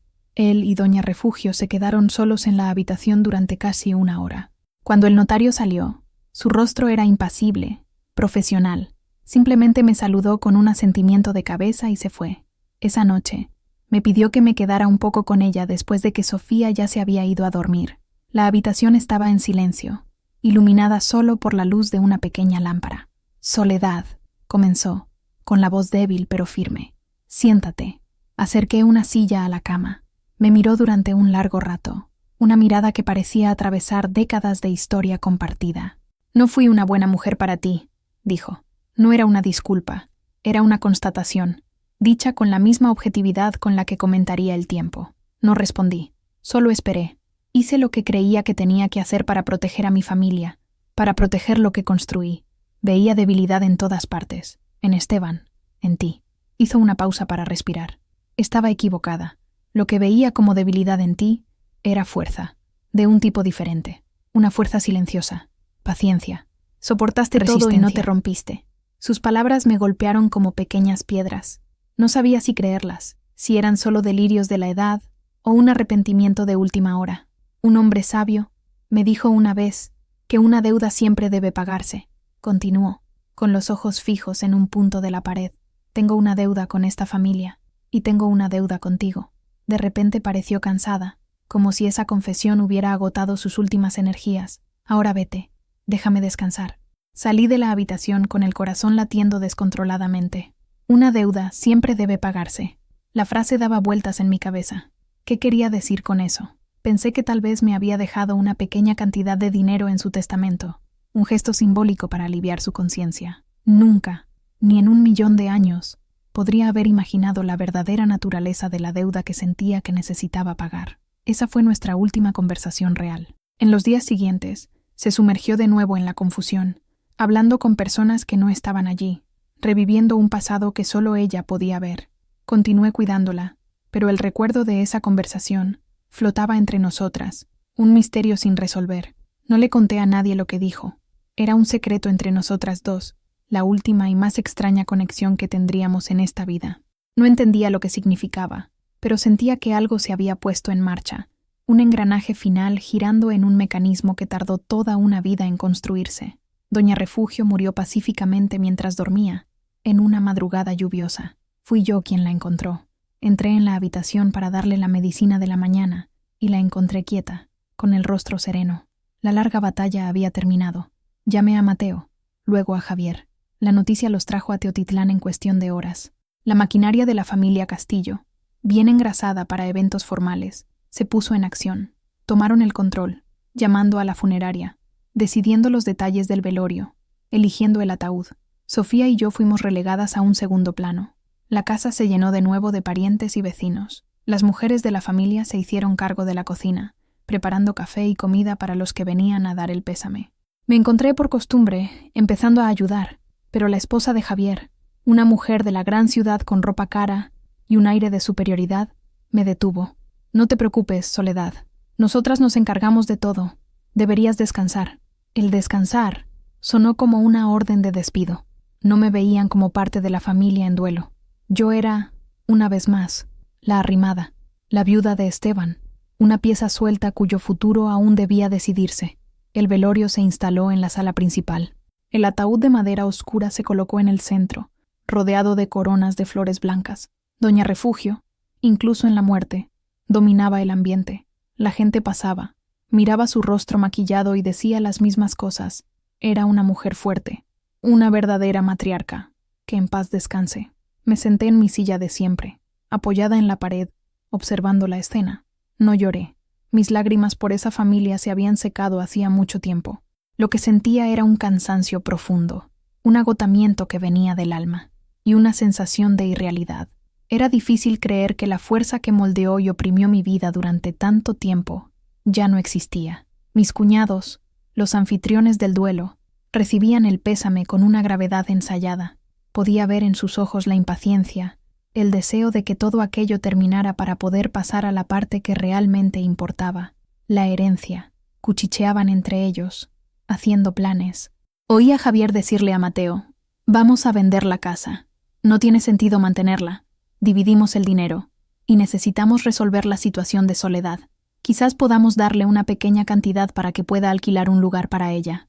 Esas palabras, escuchadas por casualidad, confirmaron mis peores temores. Sería descartada. Después de una vida de servicio, mi recompensa sería ser puesta en la calle con una limosna.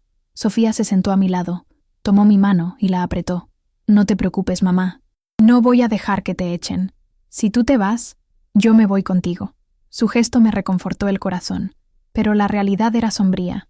¿Qué podían hacer dos mujeres sin dinero contra dos hombres ricos e influyentes? El día del velorio se arrastró, una larga representación de tristeza, y mientras observaba a mis cuñados, tan seguros de su futuro, tan ciertos de su derecho a esa casa, recordé las últimas palabras de Doña Refugio: «Una deuda siempre debe pagarse». En ese momento, todavía parecía una frase sin sentido, el delirio de una mujer al borde de la muerte. Mal sabía yo que era una profecía. El día del funeral amaneció gris y húmedo, un espejo de mi estado de ánimo. La caminata a la iglesia y luego al cementerio pareció una repetición del funeral de Esteban, pero esta vez la sensación de pérdida era diferente. No perdí a una persona amada, perdí a mi carcelera, y la libertad que debería venir con eso era aterradora, incierta. En el cementerio, mientras el sacerdote recitaba las últimas oraciones, observé los rostros a mi alrededor, Javier y Mateo, con sus expresiones solemnes, sus esposas, secando lágrimas inexistentes con pañuelos de seda, Diego, mi hijo, de pie junto a sus tíos, pareciéndose ya a uno de ellos, y Sofía, a mi lado, la única que parecía compartir mi sentimiento de desarraigo. Los habitantes del pueblo me miraban con una mezcla de lástima y curiosidad. Pobre Soledad, podía oír sus pensamientos. ¿Qué será de ella ahora? Yo era la viuda, la nuera, la sirvienta, un apéndice de la familia Castillo que ahora estaba suelto, sin función. De vuelta en la casa, la atmósfera cambió. El luto formal dio paso a una tensión mal disimulada. Todos estaban esperando la lectura del testamento. Mis cuñados intentaron despachar al notario, diciendo que podían resolver eso más tarde, en privado. Pero el señor Morales fue firme. Doña Refugio fue muy clara en sus instrucciones. El testamento debe leerse hoy, después del funeral, en presencia de los familiares directos. Y así fue como nos encontramos todos reunidos en la sala, la misma sala donde fue velada horas antes. Habían retirado las flores, pero el olor dulzón aún flotaba en el aire. Me sentí obligada a sentarme en la misma silla apoyada en la pared, mi lugar de observadora silenciosa.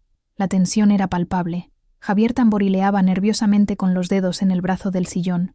Mateo no dejaba de mirar el reloj. Querían acabar con esa formalidad para empezar la vida real de herederos. No tenía expectativas. De hecho, solo quería que aquello terminara para poder retirarme a mi cuartito y empezar a pensar en qué haría con mi vida. Quizás podría alquilar una pequeña habitación en casa de Elena. Quizás podría conseguir más clientas para lavar ropa. Mis pensamientos eran prácticos, centrados en la supervivencia. Cuando el señor Morales carraspeó y abrió la carpeta de cuero, sentí un escalofrío. Estaba a punto de escuchar, en términos legales y definitivos, la confirmación de mi insignificancia. Estaba a punto de ser oficialmente borrada de la historia de esa familia. Me preparé para el golpe, enderezando la espalda, reuniendo la poca dignidad que me quedaba. Miré mis manos en mi regazo, las manos que contaban la historia de mi vida en esa casa, y esperé. El señor Morales se ajustó las gafas en la punta de la nariz y comenzó a leer, su voz monótona llenando el pesado silencio de la sala. Yo, Refugio Vargas Buedea, de Castillo, en pleno uso de mis facultades mentales, declaro este como mi último testamento. Pasó por los preámbulos legales, cada palabra aumentando la impaciencia de Javier y Mateo. Se miraron, un gesto que decía, vamos, acabemos con esto. El notario leyó primero los legados menores, tal como recordaba de la escena que se había desarrollado en mi mente tantas veces. Las joyas para las nueras, que las recibieron con sonrisas satisfechas, una cantidad para la parroquia, un antiguo reloj de bolsillo para cada uno de los nietos, incluido Diego. Mi hijo recibió el pequeño paquete y me lanzó una mirada rápida, casi culpable. Yo solo asentí. Entonces, el señor Morales hizo una pausa. Bebió un sorbo de agua de un vaso que estaba sobre la mesa. Toda la sala contuvo la respiración. Era el momento principal. En lo que respecta a la propiedad principal, ubicada en la calle de la Amargura, número 17, y al terreno adyacente que se extiende hasta el río, leyó, con voz clara y firme. Javier se inclinó hacia adelante, el cuerpo tenso. Su esposa ya sonreía, planeando mentalmente la venta de la propiedad. Dejo, en su totalidad, a mi nuera, Soledad Ramírez Buedea, de Castillo. El silencio que siguió fue ensordecedor. Fue como si el mundo hubiera dejado de girar. Levanté la cabeza, con los ojos muy abiertos, encontrándome con la mirada furiosa de Javier. La incredulidad en su rostro era tan profunda que parecía dolor físico. Mateo, que estaba de pie, se tambaleó hacia atrás como si hubiera recibido un golpe, y de hecho, las palabras fueron un golpe. ¿Qué?, siseó la esposa de Javier, con voz estridente. Es imposible. Debe haber un error. El señor Morales ignoró la interrupción. Continuó leyendo, y ahora su voz parecía cargar con el peso de esas últimas palabras. La razón de esta decisión está registrada aquí, por reconocer que ha servido a esta familia con más lealtad y dedicación que muchos que llevan mi sangre. El trabajo debe ser recompensado. El sacrificio debe ser honrado. Una deuda debe ser pagada. Que Dios la perdone por mis faltas. Las palabras de nuestra última conversación. La deuda. Ahora todo tenía sentido. Mateo explotó. Esto es un absurdo. Una locura. Mi madre estaba senil. No sabía lo que hacía. Soledad debe haberla manipulado, coaccionado. Me señaló con un dedo acusador. Por primera vez en la vida, no bajé la mirada. Lo encaré. La conmoción inicial dando paso a una calma gélida. Yo no había hecho nada. Estaba tan sorprendida como ellos. Doctor Castillo, dijo el señor Morales, con voz severa. Yo estuve presente cuando su madre dictó estas palabras. Puedo atestiguar, bajo juramento, que estaba perfectamente lúcida y determinada en su decisión. El testamento fue firmado y atestiguado conforme a la ley. Es irrevocable. Javier se levantó, con el rostro rojo de ira. Caminó en mi dirección, deteniéndose frente a mí, mirándome desde arriba. Tú, gruñó, con la voz baja y llena de veneno. Tú, la campesinita taimada, jugaste bien tu juego. Cuidaste de la viejita en sus últimos días y nos robaste lo que es nuestro por derecho. Me levanté también, y para sorpresa de todos, incluida la mía, no temblé. Lo miré directamente a los ojos. No he robado nada, Javier. No pedí nada. No esperaba nada. Simplemente viví mi vida en esta casa, de la mejor forma que pude. Mi voz, que durante tantos años había sido un susurro, sonó clara y firme en la sala silenciosa. Sofía se puso a mi lado, colocando una mano en mi brazo, un gesto de apoyo. Diego permaneció cerca de sus tíos, con el rostro pálido y confuso, dividido entre la lealtad a la familia que lo crió y la mujer que lo trajo al mundo. La batalla apenas comenzaba, lo sabía. Iban a impugnar, iban a luchar, pero en ese instante, algo había cambiado para siempre. El testamento de Doña Refugio no solo me dio una casa, me devolvió la voz, me dio un lugar en el mundo. Y mientras estaba allí, de pie, en el centro de la sala que durante tanto tiempo fue el escenario de mi opresión, sentí que el peso de 40 años de silencio finalmente se levantaba de mis hombros. No fue amor, no fue bondad, fue justicia, una justicia torcida, tardía y absoluta, innegablemente, mía. La salida de mis cuñados y sus familias fue como la retirada de un ejército derrotado.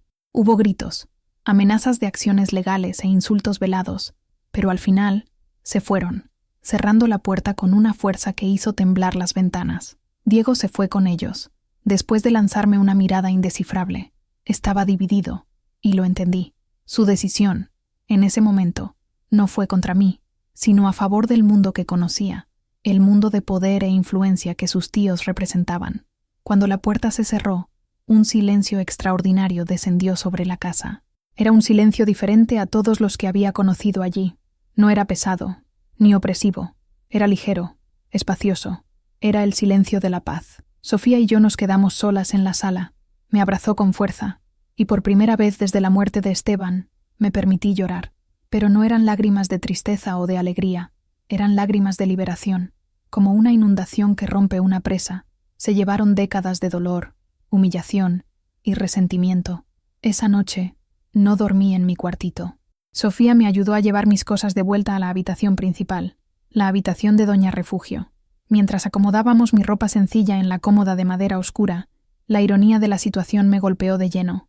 La vida da vueltas que nadie puede prever.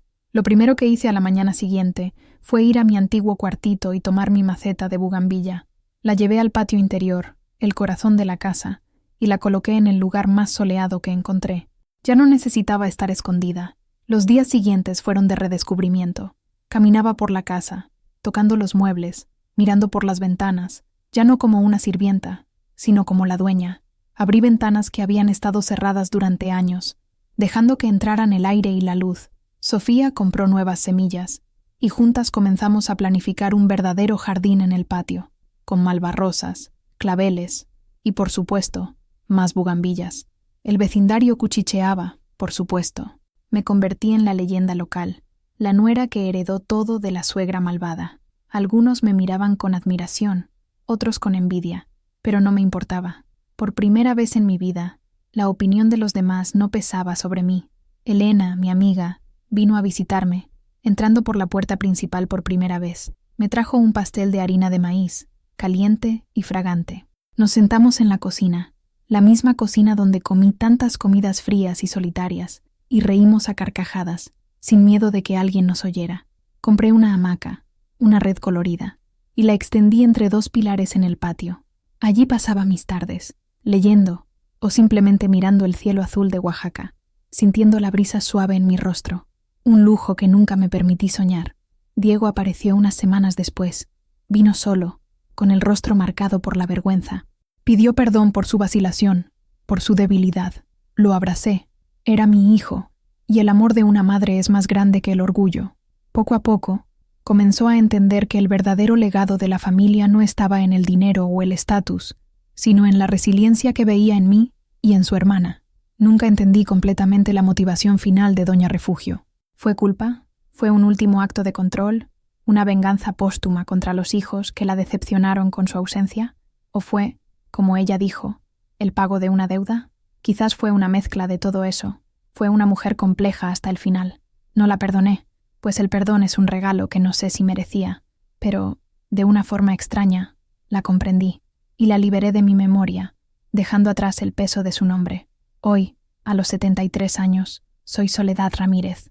No Chole, No la viuda de Castillo, no la nuera de Doña Refugio, solo Soledad, dueña de mi casa, de mi tiempo y de mi silencio. Y si esta historia de una vida que encontró su voz en el lugar más inesperado ha resonado en usted, quizás quiera unirse a nuestra comunidad.